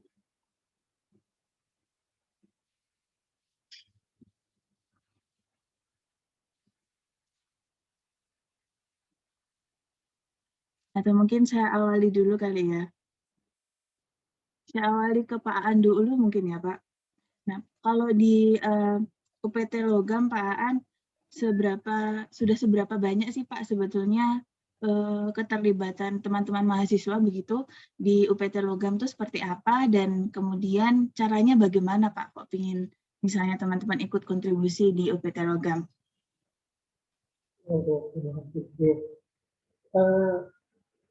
Kalau apa namanya berapa banyaknya itu, saya kira karena kami sudah mengajak UIN untuk berkolaborasi sejak zaman kapan ya? Zaman ini disebut bentuk komunitas sudah tadi kolaborasi. Kita caranya sampai di ini ada kolaborasi tentunya. Jadi begitu banyaknya saya kira banyak sekali, dan untuk apa namanya secara kontribusinya biasanya kalau kami punya kebutuhan terkait dengan bagaimana kami butuh mahasiswa, biasanya saya cuma diaran saja sama Pak Dul, tapi saya punya masalah seperti ini, kira-kira itu sudah masalah saja. Kira paling dalam waktu 1-2 hari sudah direspon, ya Pak siap kita kirimkan 10 mahasiswa seperti itu. Jadi, biasanya based on apa yang kita butuhkan. Seringkali juga kalau memang mungkin merasa perlu untuk memperbantukan mahasiswa kita ya dengan nanti kita carikan celah-celah. Intinya kami butuh banyak karena kami tidak cuma bicara bagaimana seperti logamnya, tapi bagaimana kami sudah mendeploy sebanyak mungkin SDM yang punya knowledge ke teknik industrian ini ke IKN binaan kami. Dan jumlahnya mungkin ya kecil ini kan ada sekitar 40-an. Jadi kalau mereka masing-masing di apa namanya disentuh dengan sentuhan teknik industri, saya kira juga akan lebih bagus. Jadi saya ini juga sebenarnya saya bayangkan dulu zaman saya mahasiswa. Itu kan ngertinya teori-teori yang luar biasa sulit, jadi sampaikan Pak Agung nanti, jadi angel-angel kalau kayak biasa aja tinggal ini kemudian dirawat, jadi OR dan seterusnya. Sementara karena sekarang kita membina industri rakyat yang hal-hal seperti itu suatu aplikasi ya, hal-hal yang masih terlalu jauh dalam jangkauan. Jadi peran orang berilmu mahasiswa ini kan menyederhanakan konten OR, konten apa namanya metode optimasi, konten seperti itu sederhanakan dengan bahasa yang mudah sehingga IKN bisa optimal tanpa mereka harus belajar yang muluk-muluk tadi. Nah, untuk menyederhanakan konten ini kan harus ada yang tahu kontennya dulu. Nah, IKN itu kontennya sangat tinggi. Nah, yang tahu itu ya baik mahasiswa industri, ya akademisi ini. Saya bicara dengan bahasa yang awam. Ini dari orang Twitter ini, itu Kanjeng Nabi itu kan sebenarnya yang ini ada. Ini bahasa itu dengan bahasa yang sederhana. Dan ini kan teknik industri, teknik industri biasa, kalau Islami barang gitu. Jadi setidaknya itu Kanjeng Nabi tadi. Jadi menyediakan konsep yang muluk-muluk tadi dengan bahasa yang mudah, sehingga IKM juga mungkin sudah mengimplementasikan ilmu industri tanpa harus tahu bahasa-bahasa yang cukup. Betul. Terima kasih Pak An. Jadi yang penting itu teman-teman bisa menyederhanakan konten dan proses gitu ya Pak ya. Dan juga gimana cara mendeliver ataupun menyampaikannya ke Bapak Ibu gitu ya, Bapak Ibu yang ada pemilik IKM gitu. Karena kita tahu seperti yang diceritakan Pak An, Pak Agung juga tadi bahwa pemilik IKM itu biasanya orang-orang yang sudah sepuh-sepuh ya Pak. Jadi kadang pendekatannya itu berbeda gitu ya. Kalau kita kan anak-anak muda gitu kadang agak jauh gitu ya. Masa Bapak Ibu nanti dikasih taunya Kaizen gitu. Dan Kaizen ki apa tuh Mas? Nah, jadi mungkin teman-teman nanti bisa belajar banyak ya sama Pak An sama Pak Agung ini gimana sih Pak caranya approach atau mendekati Bapak Ibu pemilik IKM gitu yang sudah jauh lebih senior dari kita gitu ya. Dari segi pengalamannya pasti ilmunya tuh lebih banyak sebetulnya Bapak Ibu itu ya Pak ya. Cuma bahasanya mungkin berbeda. Baik, begitu ya rekan-rekan. Jadi kita harus menyederhanakan proses yang kita pelajari di perkuliahan, kemudian kita sampaikannya dengan sesuatu yang sederhana gitu. Baik, lanjut ke Pak Agung nih Pak. Misalnya tadi kan sudah disampaikan Pak Akan kalau misalnya kita mau menyampaikan itu dengan cara yang sederhana. Kalau misalnya ketika melakukan pendampingan atau BIMTEK atau penyuluhan, apakah sama cara pendekatannya atau bagaimana sih biasanya kita gitu ya sebagai mahasiswa itu bisa approach ke Bapak Ibu pemilik IKM itu seperti apa Pak biasanya?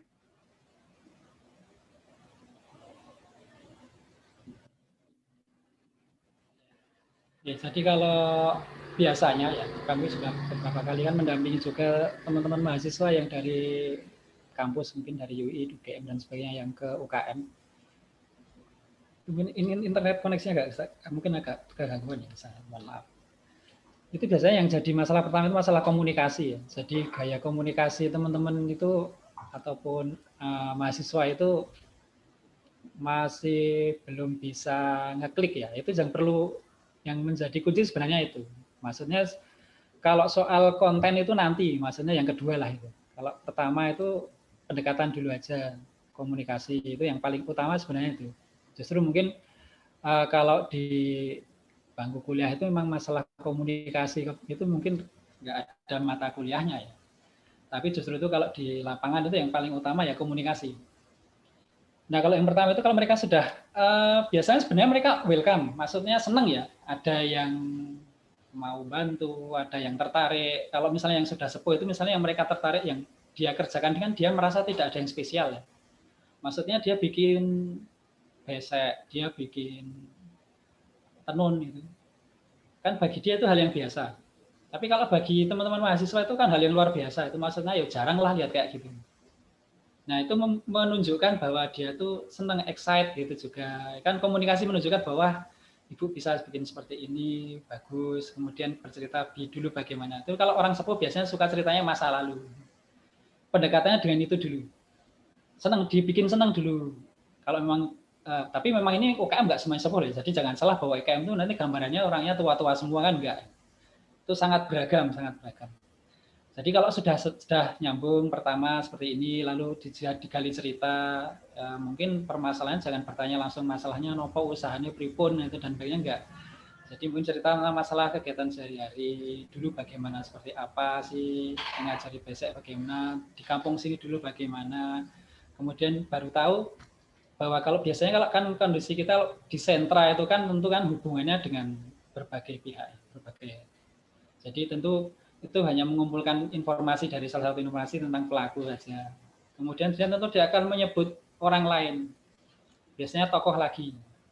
Kunci di kampung itu ada kunci-kuncinya. Apakah nanti dengan pedagangnya ataukah dengan tokoh masyarakat yang memang mungkin sebenarnya dia bukan pelaku tapi itu merupakan panutan. Nah, jadi kalau memang tidak bisa langsung gitu ya, maksudnya ingin mengenalkan suatu hal baru misalnya. Pak, saniki enten niki alat alat sing gampang nggih nyirat nih, belah bambu nih sing gampang. Itu kalau salah komunikasi sejak awal dan kalau misalnya alatnya itu tidak sesuai harapan mereka, tentu misalnya yang DIPA itu dan baru malah ya wis antipati. Nah, itu perlu pendekatan yang baik bagaimana mengenalkan bahwa itu tentu perlu peran jenengan juga itu untuk bisa bersama. Nah, itu yang kuncinya yang pertama komunikasi dan pendekatan. Setelah ada kepercayaan itu baru bisa enak nanti depannya.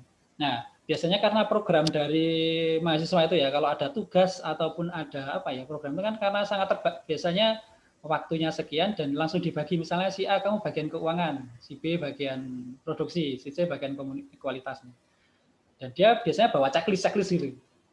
Nah, itu kan seperti orang di apa ya, diinterogasikan gitu ya. Nah itu diuji ya Pak ya. Ya jadi kan cuma ditanya apa, gini omset berapa, kan gitu. Nah itu repot nanti kalau UKM juga susah itu mau terbuka. Nah jadi ya sebelum mereka turun itu memang ya perlu dikondisikan, maksudnya teknik-teknik itu memang ya perlu perlu dikenalkan ya. Dan juga mungkin dosen juga bisa memahami hal itu. Jadi ketika data itu memang tidak bisa didapatkan sesuai yang di checklist, kan tentu harus ada jalan muternya kan yang lain untuk menggali, misalnya dari pengeluaran sehari-hari, baru nanti pendapatan, jadi diputar-putar kan baru bisa dapat permasalahan juga, pemasaran dan sebagainya. Nah itu yang kedua, jadi memang teknik dalam menggali juga perlu. Kemudian juga soal tema, terkadang kan kalau dari kampus misalnya langsung tema, misalnya pemasaran online untuk UKM itu ya langsung mahasiswa diterjunkan. Nah itu ketika pemilihan calon damping yang mau didampingi UKM itu kan juga harus pas untuk topik ini seperti apa. Nah itu biasanya perlu dipilih-pilih dulu. Nah kalau memang yang ada kriteria seperti itu, memang sebaiknya melibatkan ya minimal dinas ataupun apalah asosiasi atau apa yang bisa memilihkan. Oh ini pasnya itu ya ini yang dengan tema seperti ini ya UKM ABC. Kalau yang tema seperti ini UKM DEF. Jadi perlu dengan banyak pihak. Nah maka sebenarnya dinas itu sangat senang sekali dengan banyak pihak yang misalnya mau nyambung ya. Sorry ini. Halo, masuk nggak suaranya? Masuk. Aman Pak. Oke, jadi memang apa? Kalau dinas dilibatkan itu sebenarnya nggak perlu mikir macam-macam ya. Maksudnya nanti mikirnya harus ada MOU, PKS dan sebagainya, itu nggak harus administratif. Jadi cukup aja ketemu misalnya ngobrol aja misalnya ke dinas ataupun ke bidang atau ke RKS ini. Misalnya kita mau ada program seperti ini Mas, Pak. Misalnya kalau tugas kuliah pun, misalnya tugas kuliah yang dengan mungkin kuliahnya yang agak apa ya, misalnya pemodelan sistem misalnya yang agak susah kan, ataupun dengan simulasi yang harus dengan cari UKM kan itu. Nah kalau kami kan bisa memberikan pilihan sing pas itu yang ini loh Pak Mas, kalau jenengan dengan mau dengan seperti apa ataupun jenengan tugasnya sebagaimana. Jadi kalau langsung tembak ke lapangan terkadang ya kadang-kadang mereka kalau lewat dinas dulu itu lebih kliknya gampang. Jadi misalnya kalau kita UKM dasar hubungan dengan dinas itu kan kalau misalnya kampus mau ada kegiatan ya tinggal kita kenalkan, ini monggo silahkan jalan, itu lebih enak masuknya. Itu juga bisa dimanfaatkan serononya. Kemudian nanti itu bisa ngasih ya, walaupun saya juga nggak mudeng lah, misalnya untuk bikin pemodelan sistem misalnya gitu ya nggak tahu biar radom saya ya lali kan gitu. Nah itu paling tidak bisa ngasih tahu pasnya gitu. Nah jadi mungkin itu ya.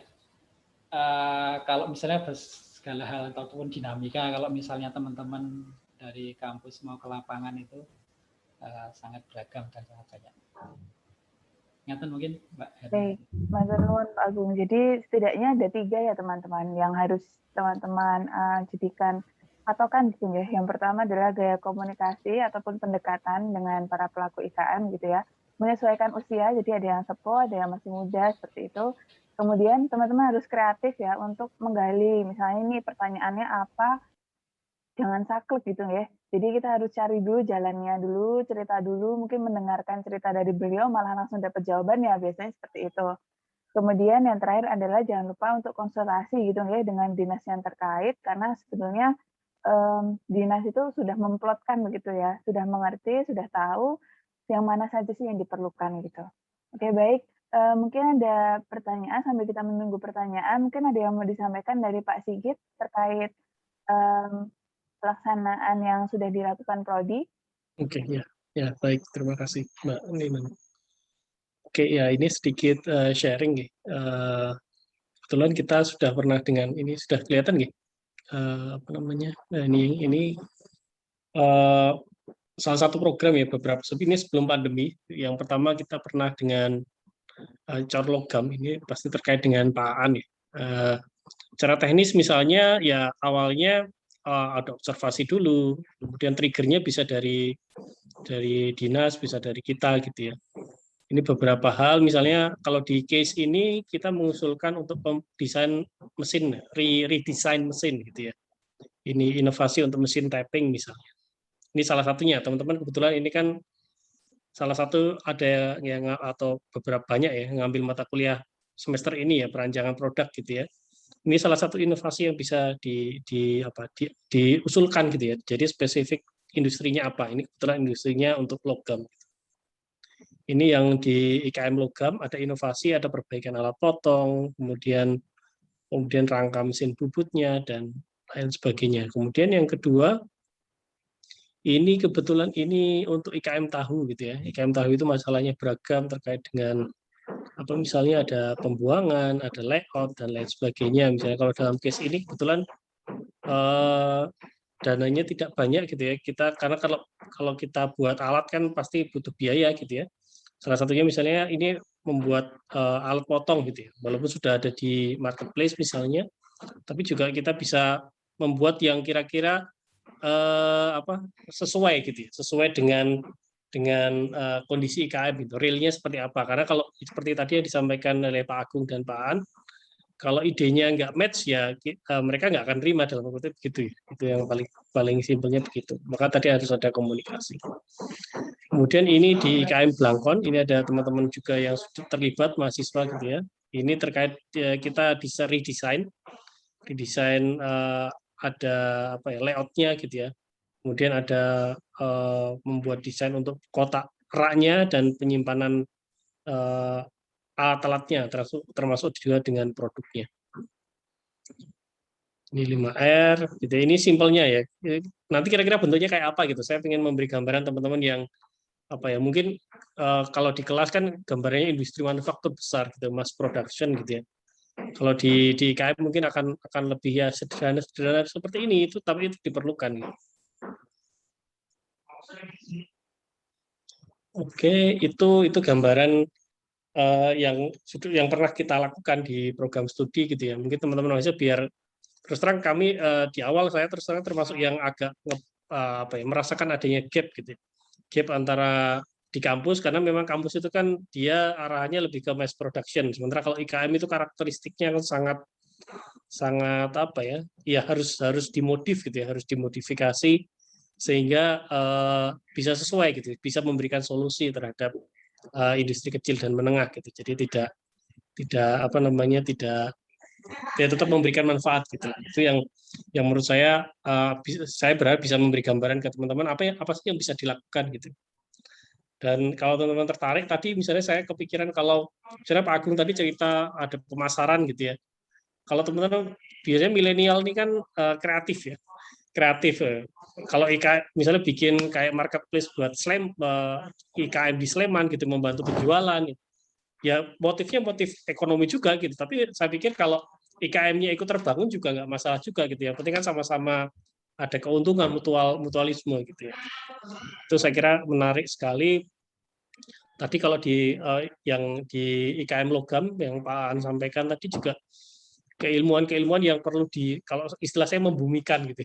Membumikan ilmu TI yang biasanya memang orientasinya misalnya 4.0 gitu ya.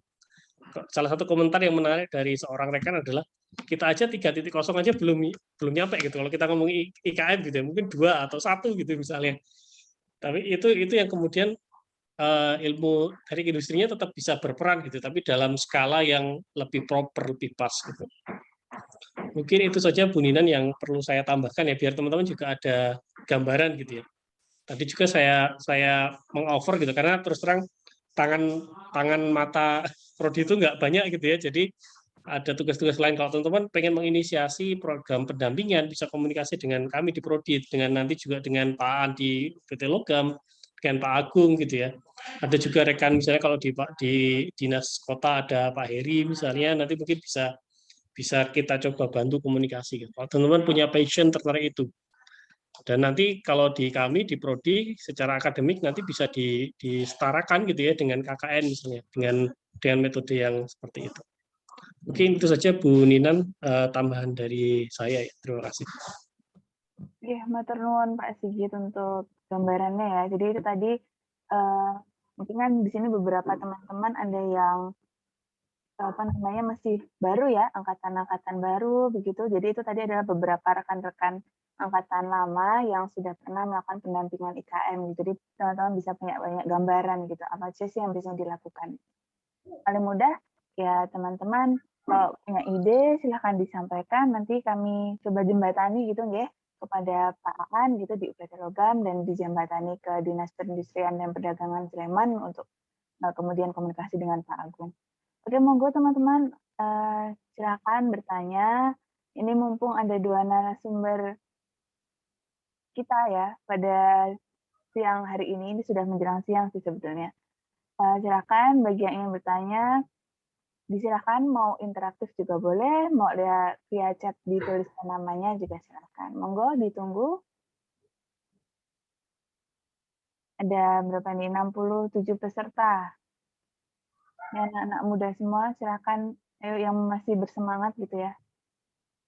Nanti keselip saya loh, saya ini udah mau tanya lagi nanti. Monggo rekan-rekan ditunggu pertanyaannya.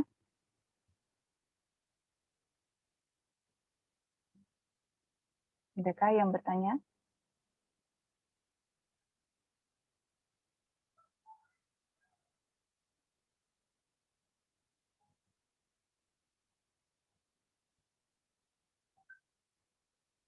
Ya Pak, ini ada pertanyaan tapi via Japri ya Pak. Saya bacakan saja ya. Ini sebenarnya pertanyaan untuk Pak Aan dan juga Pak Agung gitu ya. Kalau yang untuk sekarang-sekarang ini bentuknya seperti apa ya Pak untuk pengabdian ataupun pengabdian ataupun melakukan penelitian di IKM itu biasanya seperti apa? Apalagi sekarang sedang COVID kan, jadi mungkin IKM-nya agak takut untuk didatangi gitu kan, untuk mengantisipasi takutnya persebaran COVID. Nah itu biasanya dilakukan apa Pak ya sekarang? Monggo Pak Aan dulu mungkin.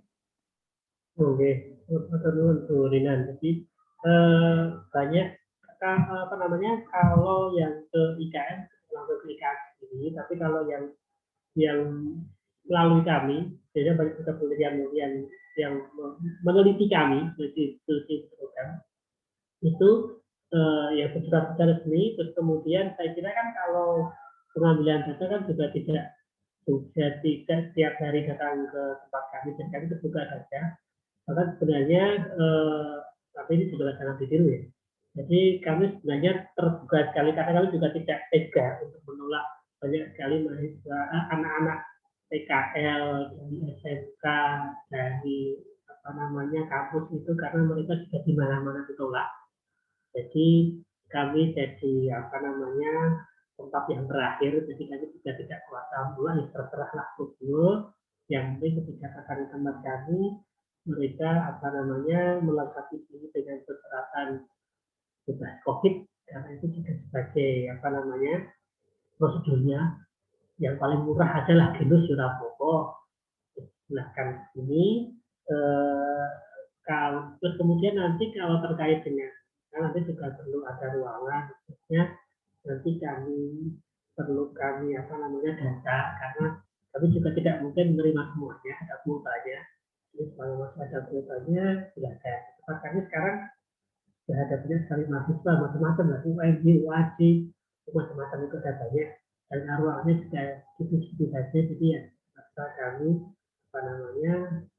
siapkan kuotanya. Jadi disisikan saja.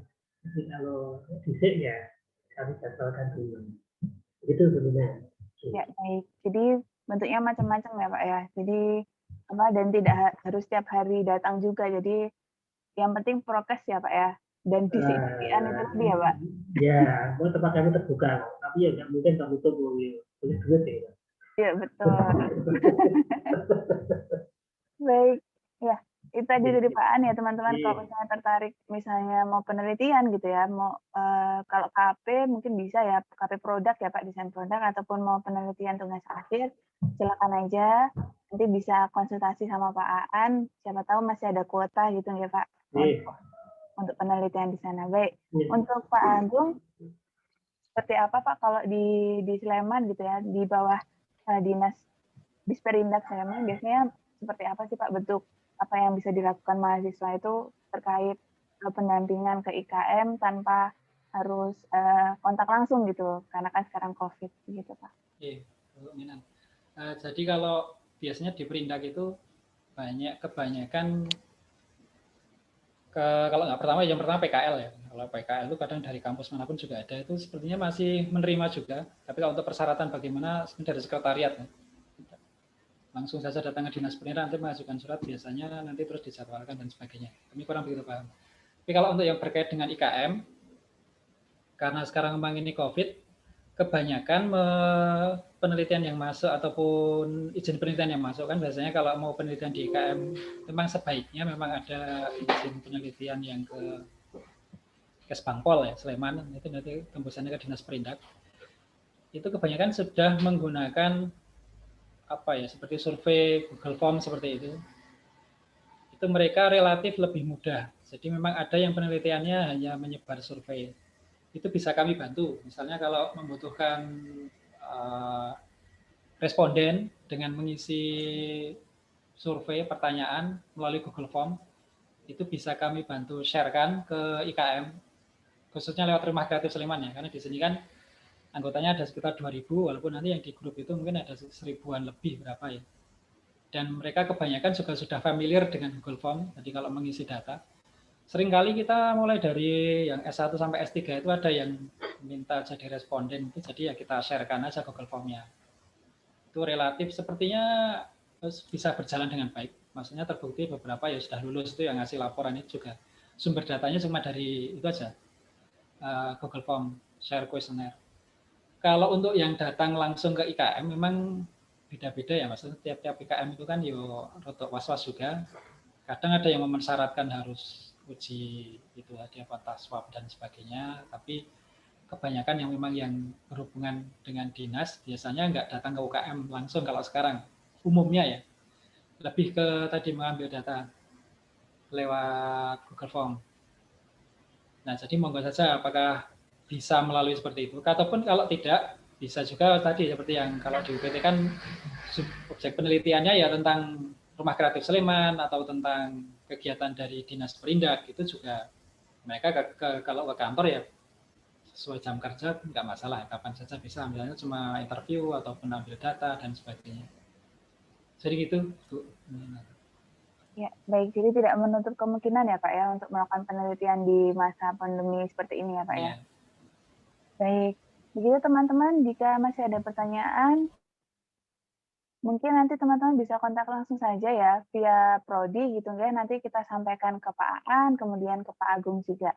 Karena mengingat ini juga sudah hampir pukul 11 gitu ya, supaya kita tidak menyita banyak waktu bapak-bapak ini gitu ya.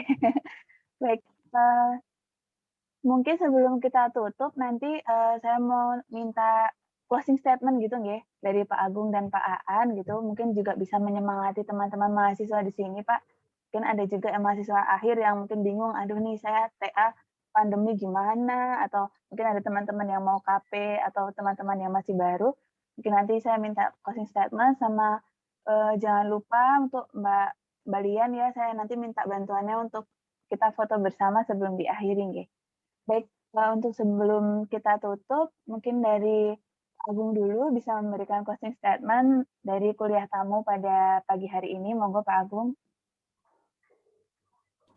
Oke, jadi saya terima kasih sekali ya ada event seperti ini, jadi menghubungkan antara teman-teman mahasiswa dengan RKS ataupun Perindak. Jadi paling tidak tadi ya gap-gap itu bisa sedikit berkurang, maksudnya biar tidak terlalu ngawang-ngawang juga. Ya, mungkin buat teman-teman yang mahasiswa yang masih muda-muda, semangat itu, monggo aja tindak ke main-main ke RKS. Sebab di sini juga banyak anak-anak muda yang pada ya nyambi, bikin punya usaha dan sebagainya.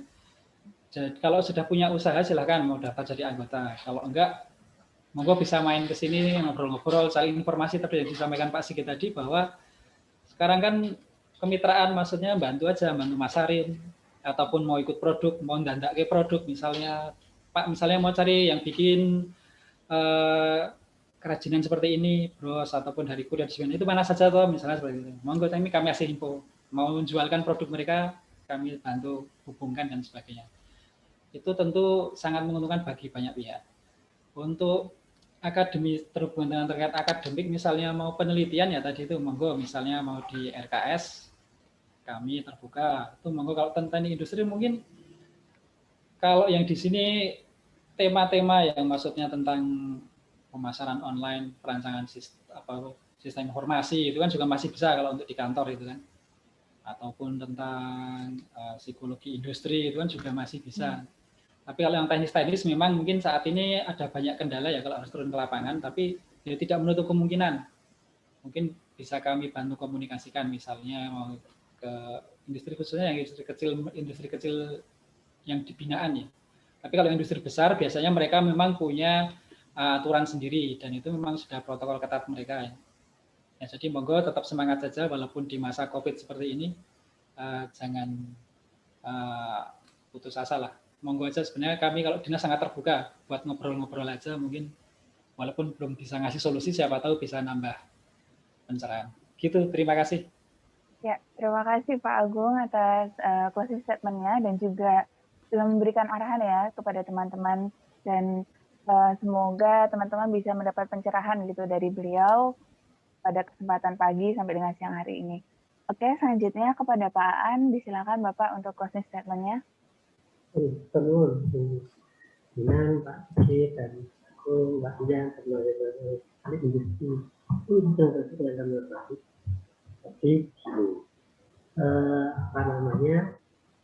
kita semua yang menentukan, meskipun peran kita kecil, tapi kita juga ikut menentukan apakah kita mau menjadi bangsa pengimpor atau bangsa produsen. Kita yang menentukan apakah nanti kita seterusnya mencukupi kebutuhan kita dengan impor dari China, Vietnam, Thailand, seterusnya, atau kita sendiri yang mencukupi dengan kebutuhan kita sendiri. Kita yang menentukan apakah kita nanti mau bikin kapal selam atau kita mengimpor kapal selam kita. Kita yang menentukan apakah kita mau menjadi pembuat kecil kita sendiri atau beli bekas dari negara lain. Jadi, dan itu yang saya kira seharusnya menjadi concern kita.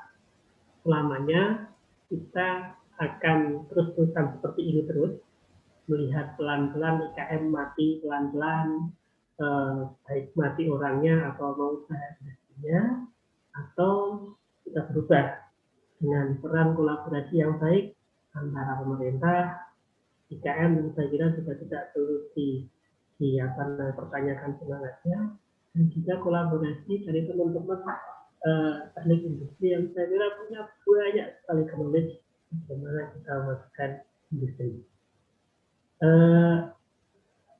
Dengan punya ilmu, tinggal bagaimana mengimplementasikan ilmu itu untuk kemajuan bangsa dan kemanfaatan bersama. Saya kira karena jenengan di 90 Desember kurang-kurang anggone memahami hadis bahwa kita semua mati salah satu yang tidak tersebut adalah yang bermanfaat.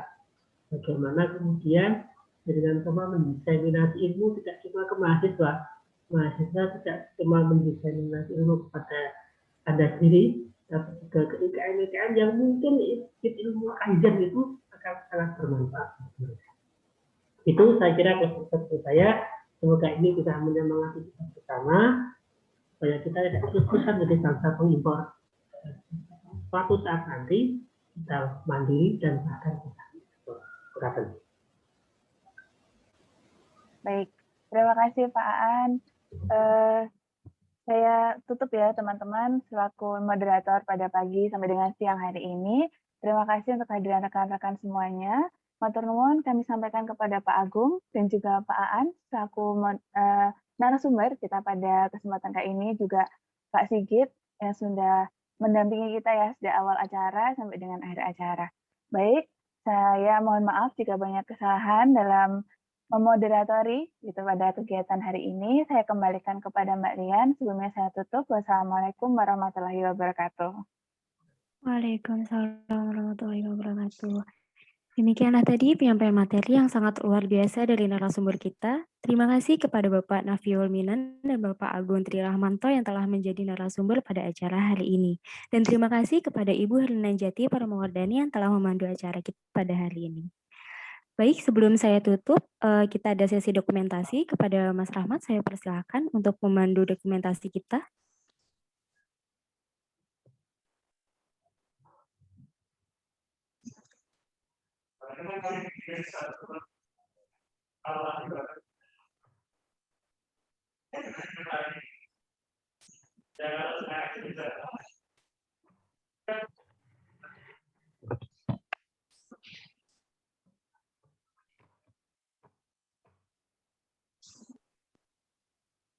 Ya, suaranya Mas Rahmat Rabi belum masuk, Mas. Cek. Ya, oke. Mohon untuk teman-teman partisipan untuk menyalakan kameranya mungkin untuk sesi dokumentasi.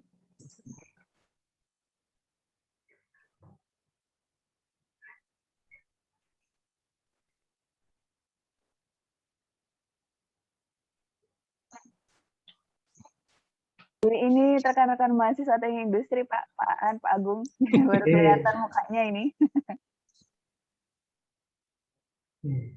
Ya. Seru juga. Oke, langsung saja kita capture dari slide pertama. 3, 2, 1. Oke, terima kasih untuk slide kedua. 3, 2, 1. Lalu slide ketiga. 3, 2, 1. Sudah selesai, terima kasih. Baik, demikianlah rangkaian acara kuliah tamu industri kecil dan menengah pada hari ini. Marilah kita mengucap hamdalah bersama-sama. Alhamdulillah.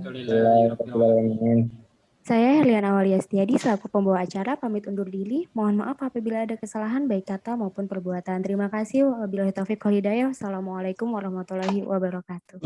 Waalaikumsalam warahmatullahi wabarakatuh. Turun Pak Aan, aku terima kasih. Terima kasih Pak Sigit, Pak Aan. Mohon maaf kalau banyak kurang salahnya. Turun. Saya izin untuk end meeting ya, Bapak. Iya. Semoga sehat selalu. Amin.